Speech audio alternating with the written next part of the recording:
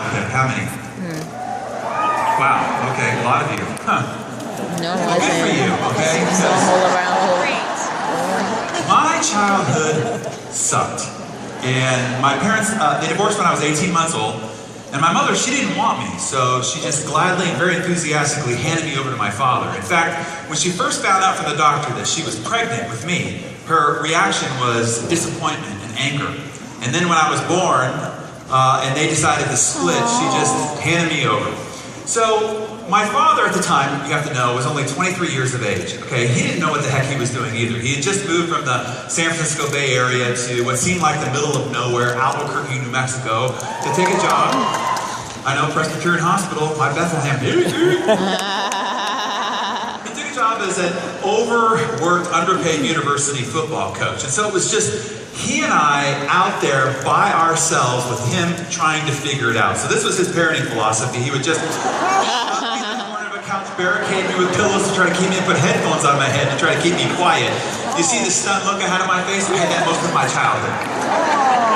It became, you learned really quickly in life that you kind of had to fend for yourself. Oh, wow. To say my dad wasn't the nurturing type is almost comical. He was known affectionately around our house as a bit Neanderthal, and he actually parented like he coached football, which meant there was no whining, no crying, no excuses, lots of yelling and lots of cursing. In fact, you remember the movie Full Metal Jacket? Sergeant Gunnery?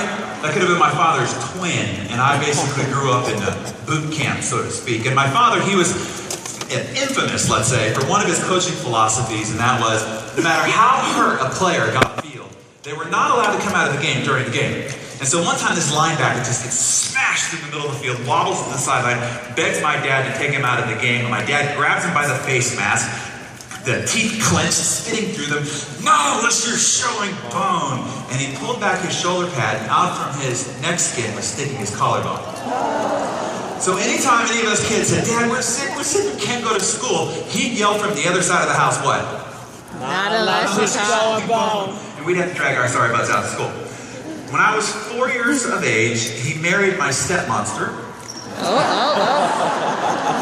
Did not mispronounce that. And they went on to have 2 other children, and because in her eyes I was of the other woman, she did everything she possibly could to try to ostracize me from the family at every turn. I was literally a redheaded stepchild.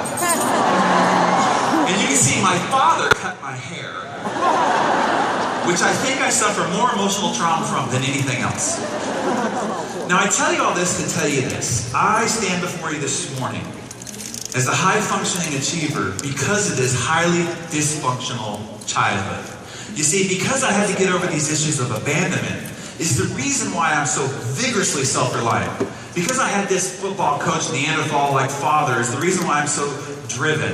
Because you had to achieve in order to get any love or attention in our house is also the reason why I'm so goal-oriented and ambitious. You see, these are the training tools that have helped me build the muscles that I have today in order to accomplish the things that I've been able to accomplish. You see, a lot of people look at their past as wounds that they need to heal from, right? When in actuality, they're muscles that you develop. See, how do you develop a muscle? I'm talking to Beachbody. How do you develop a muscle?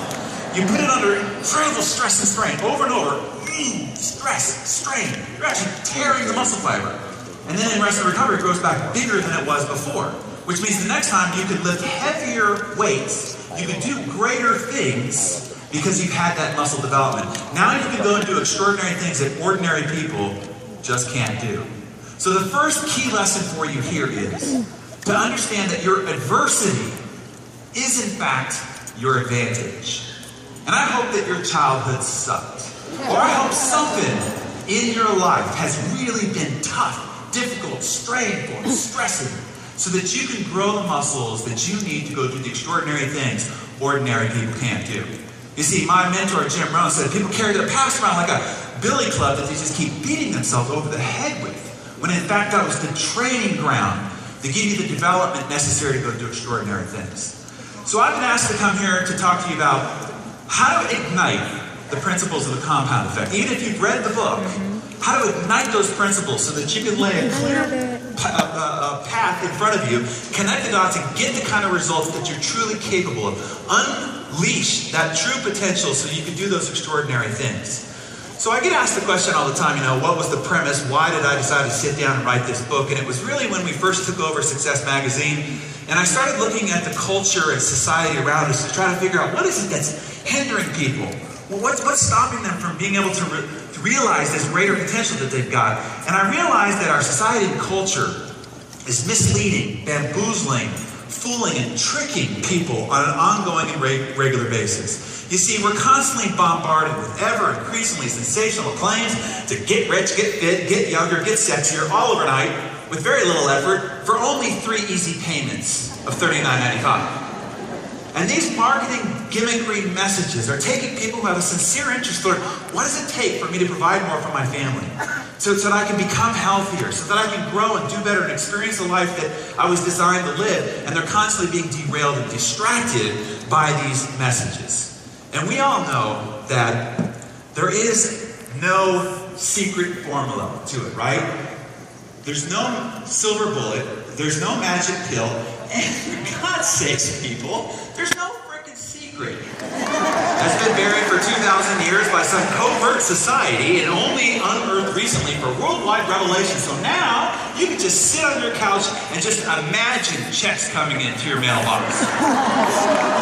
As my father would say, are you shitting me? Yeah.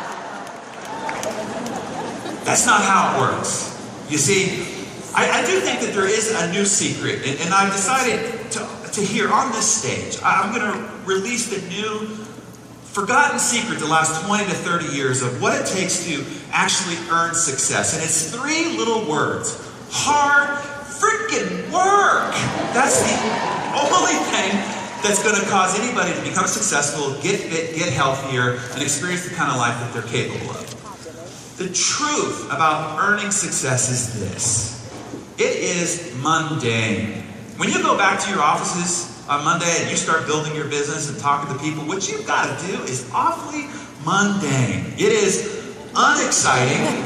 Nobody's going to film you building your business and start some new fantastic reality TV show because it's so amazingly exciting. No, it is unsexy no matter what the commercials will show you. It is frustrating, and sometimes it's heart-stomping, gut-kickingly defeating. Yeah. But hey, that doesn't make for interesting books or exciting infomercials. So yeah, we're paraded with all these other shiny objects and illusions about the pathway to success. So one of the first important messages that I want to convey to you is this. Truly, stop looking for the quick fix for success, happiness, and health. There is no shortcut. There are no cliff notes. There is no quick fix. And quite frankly, if there's an organization that knows it, it is this organization. They ask me, do you do any of our programs? I'm like, are you kidding me? That stuff's way too hard, man. Insanity. Here's how it works. Success is earned one day at a time. Every day you lift your head up off the pillow. You decide that day whether you are a success or mediocre or a failure. Every step you take from that bed through your day, you are defining whether you are a success, a mediocre, or whether you are a failure. Every decision is like a chisel mark on the slab of marble of your day. And you will either end up with the David or you'll end up with a pile of rubble at the end of the day. Every phone call that you make, the one that you don't want to make, that you should make, that makes your palms sweat a little bit, every one of those is defining whether you are or are not a success. Every meeting, the choice to come, not come, to be here, to not be here, to this event, is defining whether you are releasing the inner potential you've got inside you. Every single meeting, even though you've done it 100 times, do you go, do you not go, is a defining moment. And then, ultimately, you can never own success. I saw all these award winners here on the stage. I see a lot of you who are fantastically successful in this organization. But you can never own success. You can only rent it. And the rent is due every single day. So how many of you have ever been to a seminar, read a book, or a CD program, and on the back of it said, okay, transformational results in 90 days or less. And at the end of 90 days, you did not experience transformational results. Anybody have that experience? Okay, yeah, me too. Why? What is it that didn't work?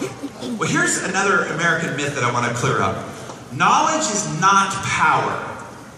It is the potential of power, but it is not power in and of itself. It's not what you know that determine your results. It's what you do with what you know that determine your results. You see, there are a lot of broke geniuses in our society. A lot of people who know a lot of stuff about a lot of things and are broke because they apply none of it to their personal life. I love this stat here. 44% of doctors who are academically trained professionally dispense the advice of how poor eating and lack of exercise will kill you. 44% of them are overweight. Or as the philosopher Morpheus said, there's a difference between knowing the path and walking the path, right? So as I go through these fundamental concepts of what entails creating great success, I don't want to have this happen. In your mind, I don't want you to say, oh, I already know that. Instead, I want you to ask yourself 3 questions. Number 1, am I doing that? Because you might know it, but you might not actually be doing it. And the second thing is I'm doing it, but have I mastered it?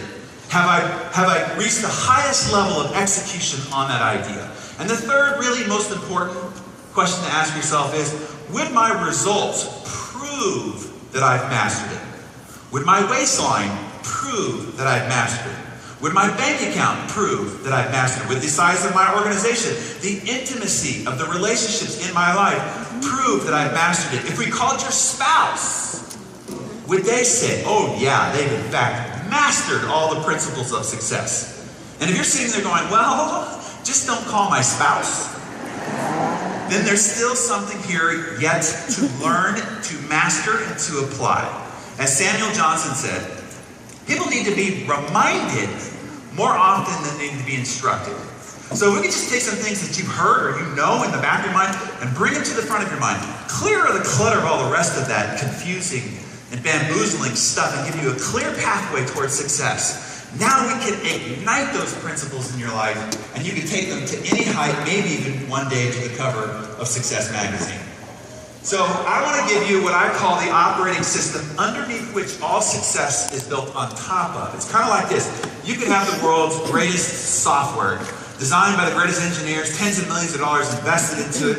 And if you install that software on a computer that has a faulty operating system, what happens? Incompatible. It's buggy, it crashes, it doesn't work. Now the user can often make the mistake of saying, oh, it was that crappy software, that's what didn't work. It's the hardware. No. Foundation. This is the same thing that happens when you read a book, you go to a seminar, or you listen to a CD program, and it gets installed on your hard drive. The user makes the mistake of saying, oh, that book didn't work, that seminar didn't work. No. It was just installed on a crappy operating system. So if we can get your operating system at world-class standards, so that no matter what's installed on it, it will operate at its full potential. Now we can install the leadership software, the sales software, the presentation communication software, the marriage software, the parenting software, the physical fitness, the coaching software, and now